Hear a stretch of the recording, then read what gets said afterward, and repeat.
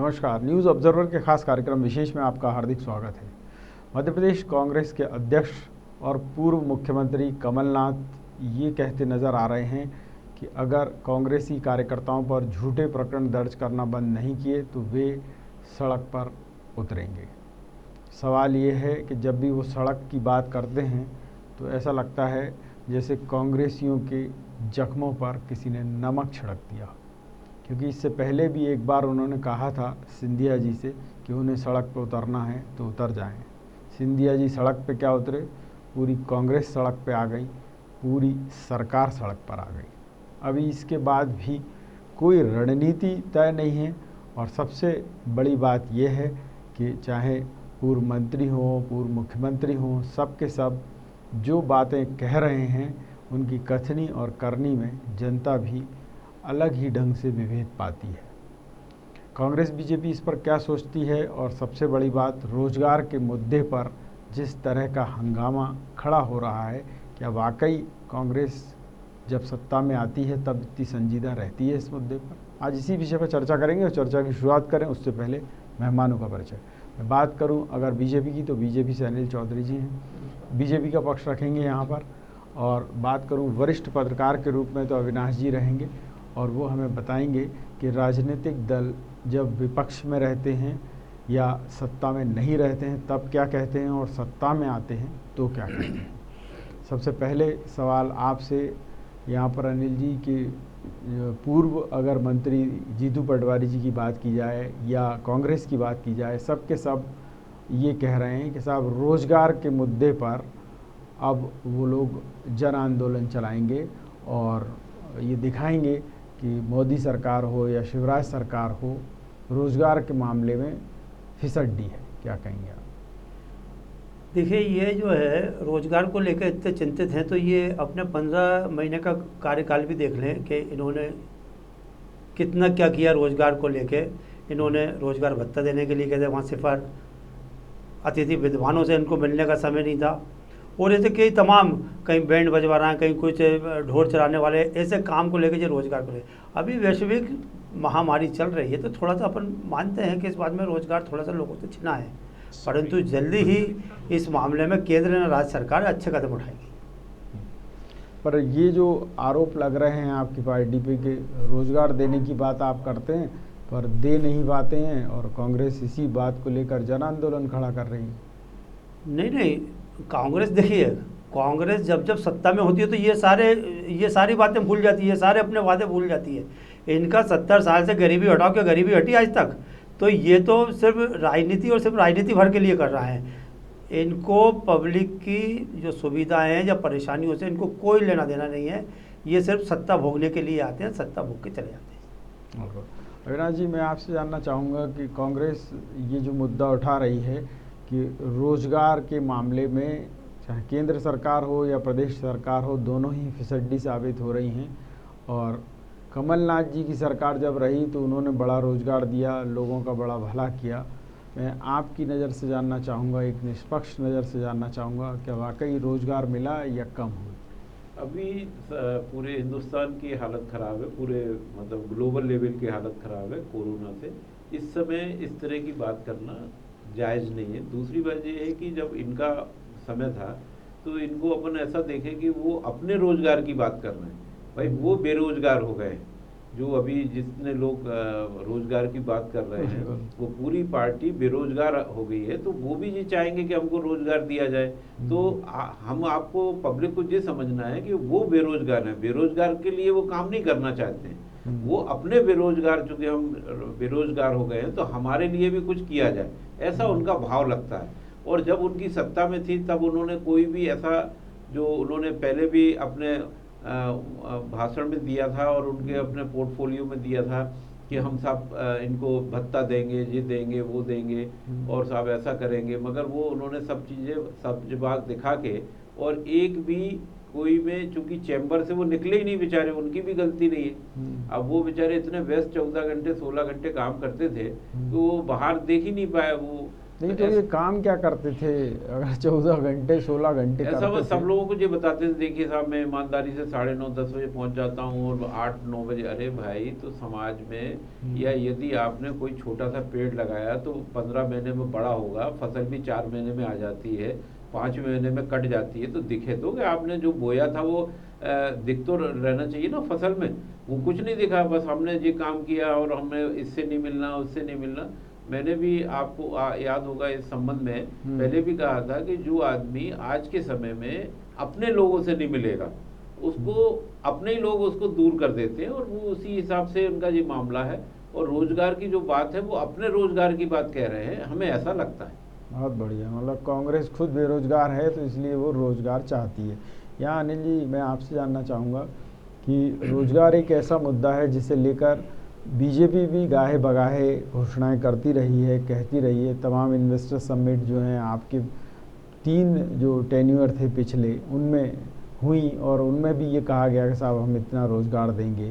पर आपको लगता है कि धरातल पर आप उतने सफल हो पाएँ? देखिए, धरातल पे देखा जाए तो ये हम बिल्कुल मानते हैं कि जो वादे किए जो जनता से, या कहीं ना कुछ कोई भी पूर्ण नहीं कर पाता है, कहीं ना कहीं थोड़ी बहुत कमी है। लेकिन बिल्कुल ऐसा कह देना कि बीजेपी सरकार ने या शिवराज सरकार ने काम नहीं किया तो ये बेईमानी होगी। काफ़ी प्रयास किए गए हैं, समिट बुलाए गए, अब प्रयास किया, समिट सफल होता है नहीं होता ये एक अलग विषय है, परंतु पूरे ईमानदारी से प्रयास किए गए हैं माननीय शिवराज जी द्वारा, और उसके नतीजे देर सवेर सामने आएंगे ही। बिल्कुल। और ये जो कांग्रेस आरोप लगा रही है या आप पर लांछन लगा रही है कि आप बस सत्ता में आके बैठ जाते हैं फिर भूल जाते हैं, नहीं, ये तो कांग्रेस की अपनी खुद की एक नीति है, जो कि सारी बातें अगर कह लें, चाहे किसानों को ले लें या आपके बेरोजगार युवकों को ले लें, या और भी बहुत से ऐसे वादे जो कि इन्होंने किए थे, 15 महीने में एक पे भी काम पूरा नहीं हुआ है। तो कांग्रेस अनर्गल आरोप लगाना उसका काम है। तो कांग्रेस जो कह रही है वो उसमें कुछ तथ्य नहीं दे रही है, इसीलिए आप हमलावर हैं, या फिर उनके 15 महीने के कार्यकाल को आप इशू बना रहे हैं कि अब इन्होंने भी तो कुछ नहीं किया तो हम भी क्या करें? नहीं, देखिए, हमने तो कहा विकास सब दूर हो रहा है, विकास देखिए अब ये 15 साल में जो किया है भाजपा की सरकार ने वो उससे पहले कभी नहीं हुआ, परंतु 15 महीने में अगर इन्होंने कुछ भी किया, भाई ये जो अगर काम कर रहे होते तो इनके नेता, इनके विधायक, इनके मंत्री इनको छोड़ के नहीं जाते। अगर ये काम कर रहे होते तो आज कांग्रेस जो है सड़कों की बात कर रही है, तो आज से 6 महीने पहले सड़कों पर आ गई है, मार्च में सड़क पे आ गई। क्यों? क्योंकि इन्होंने कोई डिलीवर नहीं किया था, कोई काम नहीं किया था। अगर ये काम करते तो इनके खुद के लोग, इनके खुद की पार्टी के विधायक मंत्री इनको छोड़ के नहीं भगते। और एक और मुद्दा वहाँ कांग्रेस उठा रही है इंदौर में कि पूर्व मंत्री हैं उच्च शिक्षा मंत्री जीतू पटवारी, जो वर्तमान में कार्यवाहक अध्यक्ष हैं प्रदेश के कांग्रेस के, उन्होंने एक मोदी जी को लेकर ट्वीट किया, या जिसको कहें उनके फ़ोटो को थोड़ा अलग ही रूप देते हुए उसको ट्वीट कर दिया, तो उस पर उनके खिलाफ FIR दर्ज हो गई। तो वो ये कह रहे हैं यार ये तो स्वतंत्रता की अभिव्यक्ति पर हमला है। देखिए, प्रधानमंत्री पद एक बहुत गरिमापूर्ण पद होता है, और प्रधानमंत्री किसी दल का नहीं होता, पूरे देश का होता है। ये समझना चाहिए।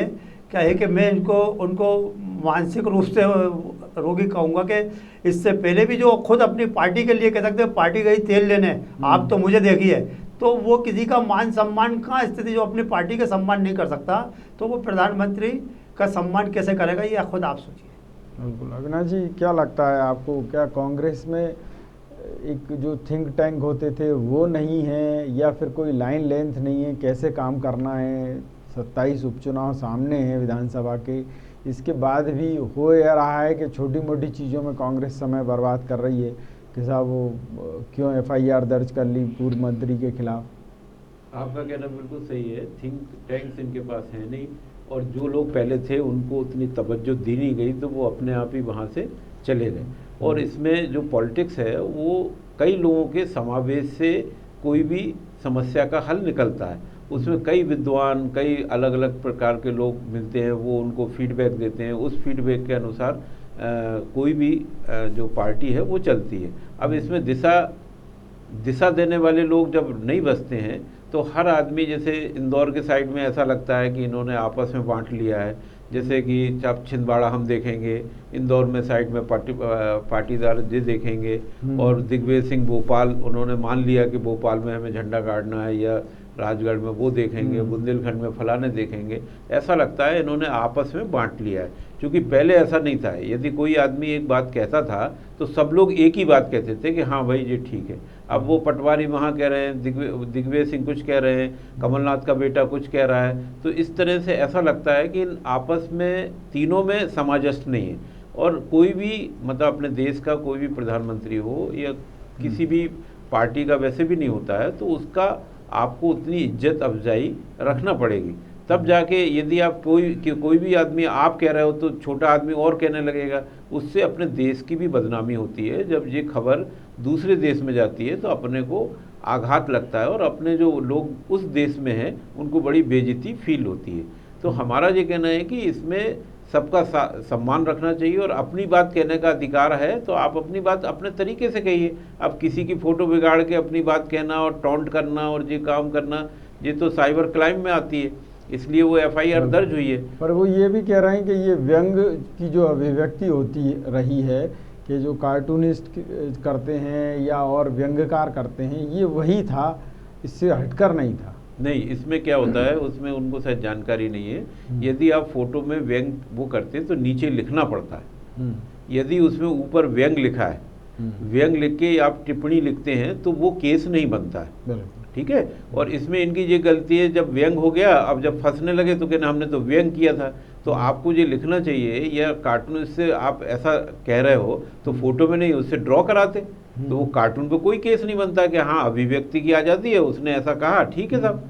तो इस तरह का ये जो दोनों मापदंड एक साथ करना, जब आप फंस जाओ तो कहना साहब मैंने व्यंग किया था, ऐसा नहीं है। किसी भी आर्टिकल में आपने देखा होगा, किसी भी मैगजीन या अखबार में ऊपर एक व्यंग लिखा रहता है, वो सटायर किसी भी सब्जेक्ट पे होता है, उसके ऊपर अभी तक कोई केस नहीं बना है। यदि वो व्यंग हटा दिया जाए और आपने किसी विशेष व्यक्ति के डायरेक्ट उसमें लिखा है तो केस दर्ज हो जाएगा, क्योंकि आपने उसको सामने रख के इस पर लिखा है, उसकी मानहानि कर दी जी तरीके से।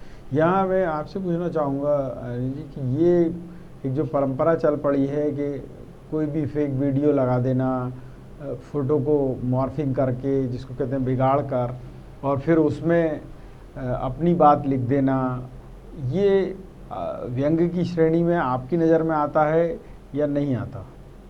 नहीं, देखिए, जैसे कि अभी भाई साहब ने कहा, अविनाश भाई साहब ने, कि व्यंग किया गया है या कि उसको सिर्फ आपने एक टारगेट बना के किया है। व्यंग करना कोई उसको कोई गलत नहीं मानता मैं, कि व्यंग किया तो ठीक है, परंतु आपकी उससे मानसिकता वो होती है उजागर कि भाई आप क्या सोचते हैं। और मैं नहीं समझता कि आज से पहले किसी प्रधानमंत्री के बारे में इस तरह के व्यंग या इस तरह का कोई फ़ोटो किसी ने फेसबुक या सोशल मीडिया पर डाला हो।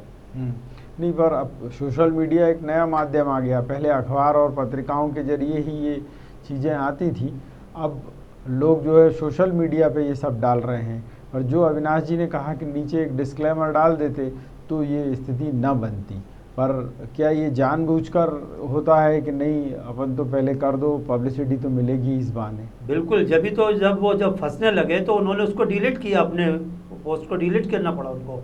तो यही कारण है कि उनकी जो नीयत थी वो ठीक नहीं थी इस मामले को लेके।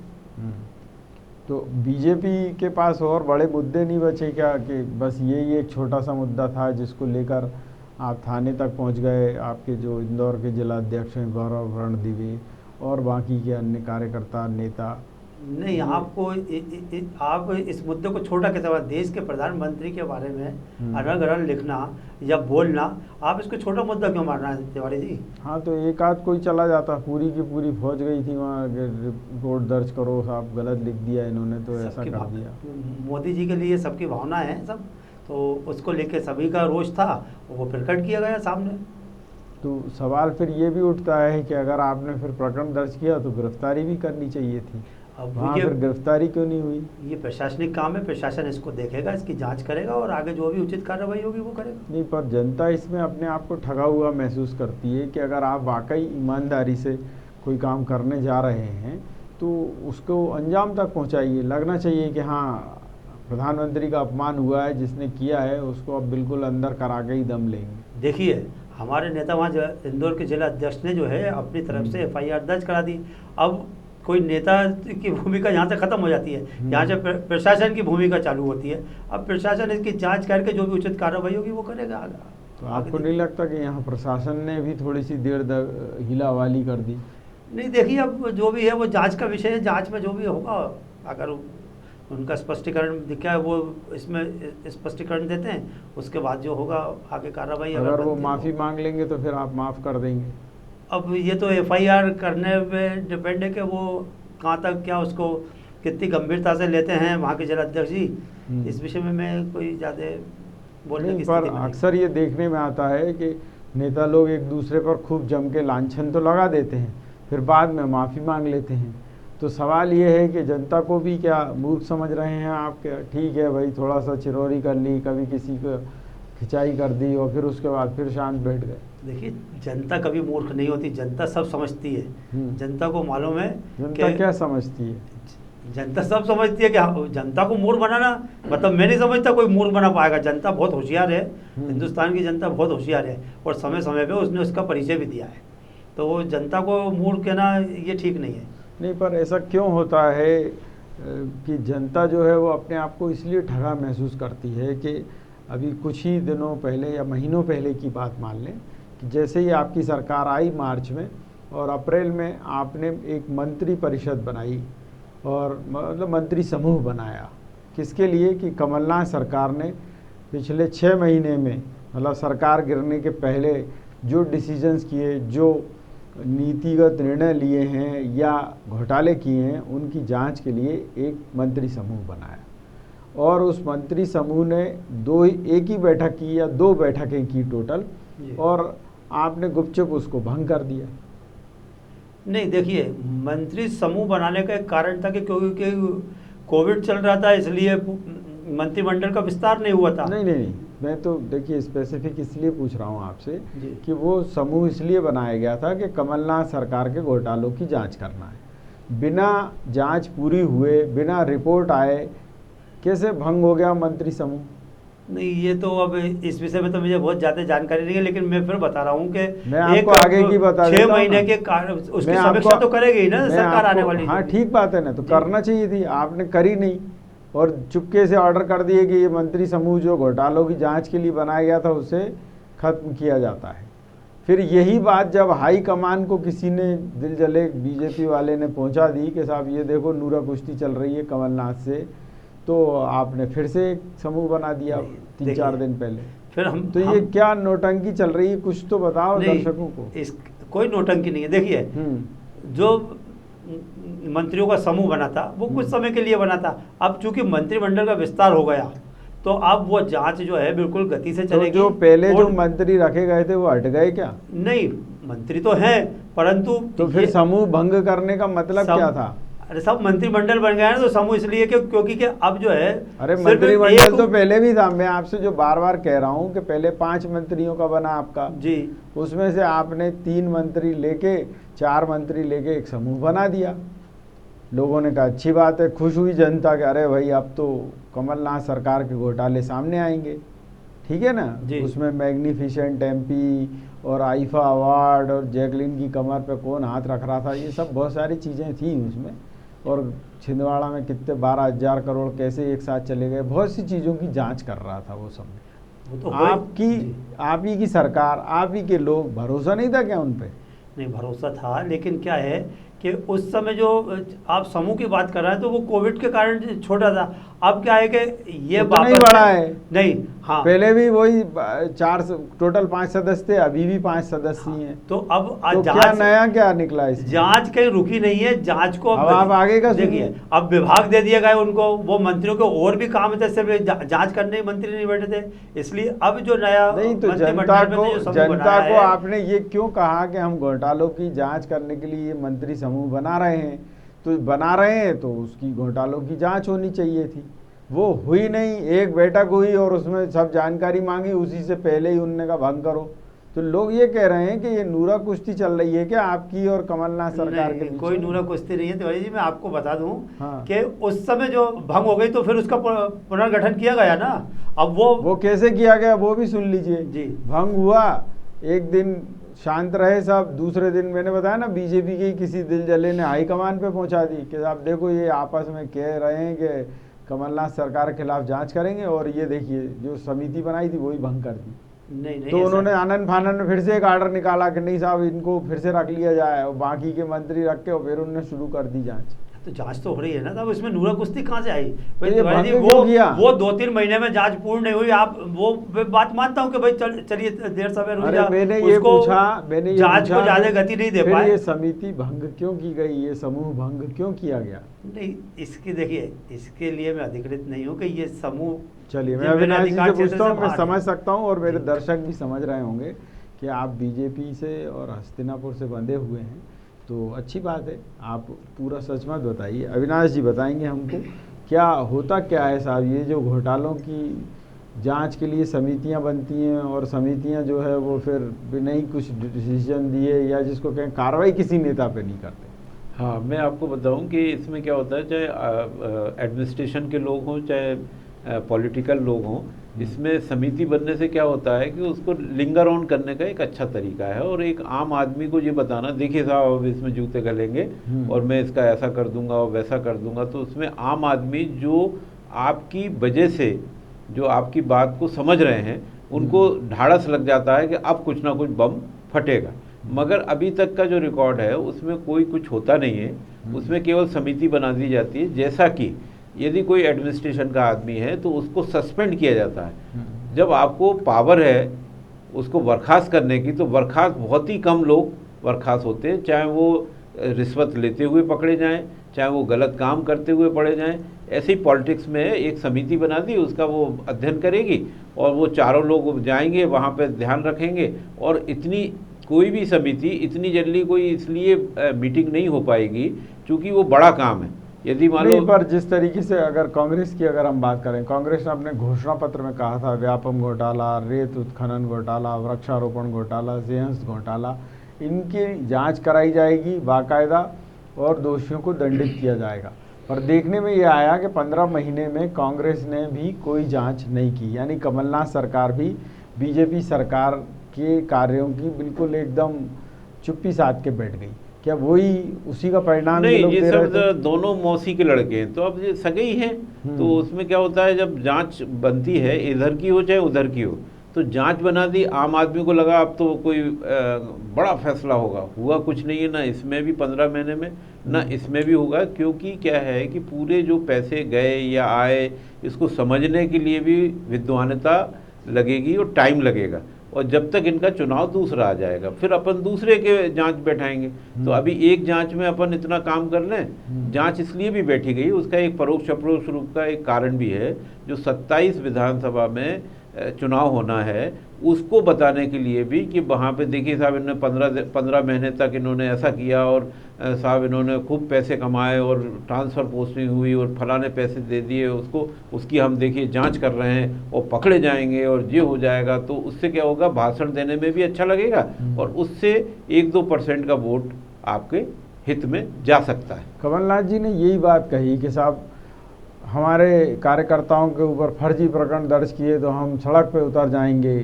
अब आपको लगता है कि ये भी नूरा कुश्ती का ही हिस्सा है कि ना उधर कुछ हो रहा ना इधर कुछ हो रहा, वो खाली रिपोर्ट कराई उन्होंने, वो भी निकल गए, इनके खिलाफ रिपोर्ट हुई उस पर कोई कार्रवाई नहीं, तो ये नौटंकी मतलब इस तरीके की चलती रहेगी जनता को दिखाने की? हाँ, इसमें ज़्यादातर ऐसा ही चलता है, क्योंकि इन्होंने जो जिस तरह से कहा, पहले भी इन्होंने जो आपने बताया था कि जो ज्योतिराज जी के लिए कहा था कि सड़क पे, वो सड़क पे आ गए, उस वजह से ये भी सड़क पे आ गए।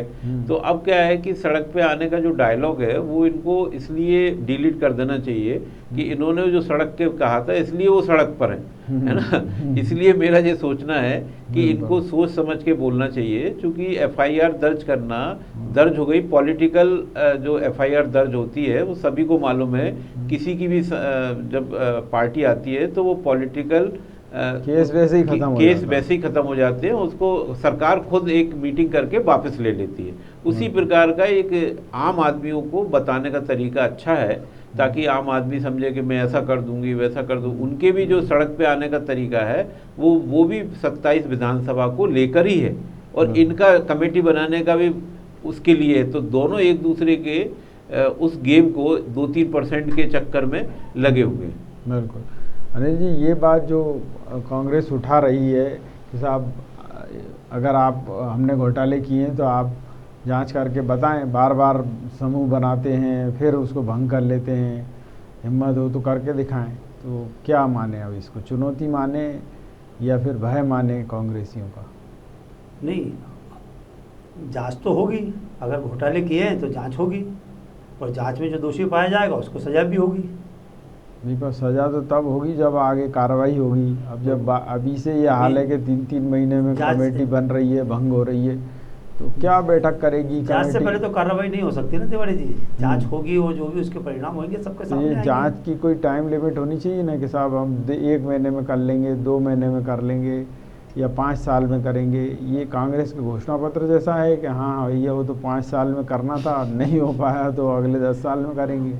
नहीं नहीं, ऐसा नहीं है। जांच जब समूह बनाया है तो जांच उसकी होगी और जल्दी उसके जो रिजल्ट हैं सामने नहीं, आएंगे। तो जिनमें साफ तौर पर नज़र आ रहा है कि 12,000 करोड़ रुपए सीधे सीधे छिंदवाड़ा जैसे ज़िले के लिए ट्रांसफ़र हो गए, बाकी पूरा मध्य प्रदेश जो है भूखा भटियारा बैठा हुआ है।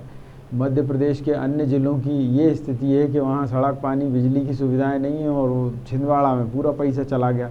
क्या बाकी के मध्य प्रदेश के लोग क्या कर नहीं देते हैं? क्या बाकी का सहयोग नहीं करते हैं क्या शासन में? ये भी एक कारण है कि उनको इसका खामियाजा भुगतना पड़ा कि उन्होंने सिर्फ वो अपने आप को छिंदवाड़े तक सीमित रख पाए। वो छिंदवाड़े से बाहर नहीं निकल पाए और बल्लभगंज से बाहर नहीं निकल पाए। उनको पूरे मध्य प्रदेश के लिए काम करना चाहिए था, लेकिन उनका सिर्फ ध्यान जो था वो सिर्फ था छिंदवाड़े पे। और यही कारण था कि जो चंबल और दूसरे क्षेत्रों के लोगों ने वहाँ पे रोष प्रकट किया और ये सरकार 15 महीने में बाहर। मैं आपसे पूछना चाहूँगा अविनाश जी कि मालवा हो, ग्वालियर चंबल संभाग हो, या ये अपना भोपाल या आप आसपास का इलाका ही देख लें, महाकौशल से जो लगे हुए इलाके, यहाँ कमलनाथ जी की रुचि क्यों नहीं रही? क्या वो वाकई ये जानते थे कि सरकार तो गिरना ही है, अपन अपना काम करो निकल लो? नहीं, वो पहले से आइसोलेटेड रहे हैं। मतलब जब से वो सांसद वहाँ से छिंदवाड़े के पहली बार बने तो पूरा बजट वो मध्य प्रदेश की जगह छिंदवाड़ा में लेके आए, फैक्ट्रियाँ छिंदवाड़ा में लेके आए। और उस समय जब वो केंद्र में थे तो उन्होंने जो पैसा रिलीज़ करने की बात की मध्य प्रदेश को, जो हमेशा वो डायलॉग में बताते हैं कि साहब मैंने इतना पैसा दिया, उसमें भी उन्होंने ये कहा कि भाई इतने % हमारे छिंदवाड़ा में डेवलप होना चाहिए तो मैं आपको उस पर दूंगा। वो वर्बली कहा, मतलब ऑफिशियल तो नहीं कह सकते। तो इस तरीके से उनका आइसोलेटेड है वो केवल छिंदवाड़ा एरिया के लिए। वो ज़्यादा से ज़्यादा वो जबलपुर के आसपास जो स्थितियां हैं वहाँ तक वो रहते हैं। क्योंकि ना तो देखिए उन्होंने बुंदेलखंड का दौरा किया, ना चंबल का किया, ना मालवा का किया, है ना रीवा साइड में विंध्य प्रदेश का किया। कहीं पे भी इतनी मतलब 15 महीने में और कोई होता और अपनी अच्छी स्थिति बनाता तो जो लेवल है, मतलब जो बुंदेलखंड सबसे सूखा प्रदेश है या वहाँ बेरोजगारी ज़्यादा है, या रीवा में विंध्य प्रदेश है, या आपके मालवा क्षेत्र में है, वो कहाँ गए? कहीं गए नहीं। वो इमरजेंसी या मतलब कोई उद्घाटन उसके लिए गए हो तो गए हो, नहीं तो वो कहीं नहीं गए। वो इधर से गए सीधे छिंदवाड़ा या जबलपुर, बस इसके बाद या दिल्ली, इसके बाद वो कहीं गए नहीं। और जो पर ये जो एक परंपरा सी चल पड़ी है कि मुख्यमंत्री का खाली छिंदवाड़ा का, या ये जो प्रथा चल पड़ी है कि साहब वो जो जिस क्षेत्र का है सिर्फ बस वहीं पर विकास हो रहा है, बाकी पूरे प्रदेश का कोई ठौर ठिकाना ही नहीं है, समझ में नहीं आ रहा कि हो क्या रहा है। तो इससे क्या है कि जो इनकी पार्टी को खामियाजा भुगतना पड़ेगा, और उन्होंने भुगता भी। यदि उन लोगों के जो इनके पास बार बार फ़ोन कर रहे थे और अपनी गुस्सा दिखा रहे थे और जो बुरा मान के मुंह फुला रहे थे, यदि वहाँ पे खुद चले जाते तो आज इनकी ऐसी स्थिति नहीं होती। और इसलिए जो आदमी इतना एडामेंट रहता है तो एडामेंट में 2 बात रहती है, या तो फेल होता है या पास होता है। ये फेल हो गए। अब फेल हो गए तो अब इनको उस समय भी यही लग रहा था कि मेरा वहाँ पे कोई नहीं है ना साहब। तो यदि जाते 4 लोग मिलते आपको और आप एक अच्छे जन नेता के नाम पर आप चर्चित होते, मगर ऐसा हमें लगता है कि वो जन नेता नहीं बनना चाहते, क्योंकि वो कहीं भी किसी भी जो मध्य प्रदेश के जो भाग हैं अलग अलग, जैसे चंबल का अलग सोच है, मालवा का अलग सोच है, विंध्य का अलग है, बुंदेलखंड का अलग है, महाकौशल का अलग है। तो बस वो अपनी जगह ही केंद्रित रहना चाहते हैं, ऐसा लगता है। बिल्कुल। यहाँ मैं आपसे पूछना चाहूँगा अनिल जी कि मुख्यमंत्री पूरे प्रदेश का होता है, मंत्री पूरे प्रदेश का होता है, और ये जो एक नई प्रथा जैसी चल गई है अब ख़ास तौर पर कमलनाथ जी जैसे नेता या अन्य नेता ये कर रहे हैं, ये कितना जायज़ है? क्या बीजेपी से कंटिन्यू करेगी या पूरे प्रदेश के बारे में सोचेगी? नहीं नहीं, बिल्कुल। अगर मुख्यमंत्री है तो वो पूरे प्रदेश का ही है। और इसका एक मिसाल है माननीय शिवराज जी, उन्होंने पूरे प्रदेश में काम किया है। पर्टिकुलर वो जेठ या बुधनी के लिए उन्होंने काम नहीं किया। भोपाल में भी किया, इंदौर में भी किया, जबलपुर में भी किया, ग्वालियर भी।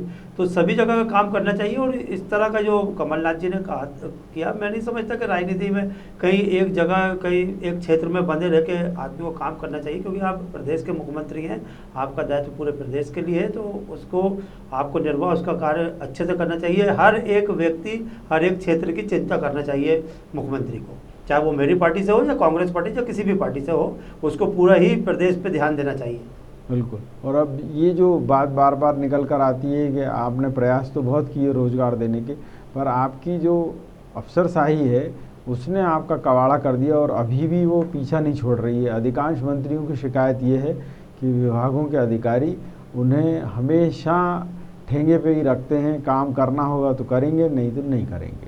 देखिए, ये दिक्कत आज की नहीं है तिवारी जी, ये दिक्कत बहुत पुरानी है। और इससे कैसे निपटा जाएगा ये तो मंत्री या मुख्यमंत्री ही ठीक से बता पाएंगे। परंतु उसमें प्रताड़ित तो आप जैसे लोग हो रहे हैं, आम जनता हो रही है। बिल्कुल, मैं इस बात से आपके बिल्कुल सहमत हूँ। परंतु ये वाकई एक बहुत बड़ी परेशानी है और एक बहुत बड़ी चिंता का सबब है कि ये इस तरह से जो अधिकारी जो मन मर्जी करते हैं उस पर तो अंकुश लगना चाहिए। मैं इससे सहमत हुआ। बिल्कुल। अविनाश जी, मैं आपसे जानना चाहूँगा कि मंत्री हों, मुख्यमंत्री हों, घोषणाएं खूब करते हैं, जांचों की बात करते हैं, पर अफसर उन्हें कुछ करने ही नहीं देते। और न केवल न करने देते हैं बल्कि उन्हें इधर उधर और उलझा देते हैं, उसमें उनका पूरा समय व्यतीत हो जाता है। कमलनाथ जी के तो इर्द गिर्द बहुत सारे दलाल घुसे हुए थे, तो लगता ही नहीं था कि सरकार चल रही है। पर क्या लगता है कि बीजेपी पुराने जो सरकमस्टांसेस हैं उनसे सबक लेकर कुछ नया करेगी? हाँ, इनको सीखना चाहिए। क्या है कि जैसे बल्लभन को मैं उपमा दूँ, जैसे पीएस ऊपर बैठता है, फिर नीचे डिप्टी बैठेगा, फिर उसका सहायक इधर बैठेगा। तो वो मेरा ये सोचना है कि यदि आपकी फाइल पीएस से आई तो कम से कम 15 दिन बाद नीचे आएगी। हमारा ये कहना है कि भाई जब पीएस बैठा है उसके बगल, उसके नीचे ही बिल्कुल पूरे डिपार्टमेंट होना चाहिए कि वो फाइल जाए, तुरंत काम हो और उसमें टाइम लिमिट हो, जैसे प्राइवेट सेक्टर में होता है। प्राइवेट सेक्टर में होता है कि भाई ये आज फाइल है, इसमें 24 घंटे में हो जाना चाहिए, हम नहीं जानते, तो 24 घंटे का आदमी लगा रहता है। अब इधर तो जैसे ही फाइल आई तो उनको देखना पड़ता है कि हमको क्या मिलेगा, हमको नहीं मिलेगा, नहीं मिलेगा, इनको इस तरह से डॉस दे दो या किसी भी हाँ मंत्री को समझा दिया कि साहब इससे लॉस हो जाएगा, जी हो जाएगा। वो बेचारा सोचता है अच्छा आप ही देख लेना, आप ही देख लो, तो वो उसने फाइल बंद की और पटक दी। ऐसा है। बहुत बढ़िया बात आपने कही है। तो इस चर्चा का सार भी यही था कि होता यह है कि राजनीतिज्ञ आपस में एक दूसरे पर लांछन लगाते हैं, एक दूसरे के खिलाफ शिकायतें करते हैं, जांच करवाते हैं, पर नज़र कुछ नहीं आता परिणाम। इसका कारण एक ये भी है कि पूरा सिस्टम जो है वो अफसरशाही के शिकंजे में जकड़ा हुआ है और वहाँ सब नेता फेल हो जाते हैं। यही वजह है, चाहे रोज़गार की बात हो, चाहे सुशासन की बात हो, हर जगह व्यवस्थाएं चरमराती नज़र आती हैं। न्यूज़ ऑब्जर्वर के खास कार्यक्रम विशेष में इतना ही, लेकिन यहाँ बेबाक खबरें निरंतर जारी रहेंगी। आप देखते रहिए न्यूज़ ऑब्जर्वर। न्यूज़ ऑब्जर्वर यानी सिर्फ खबर।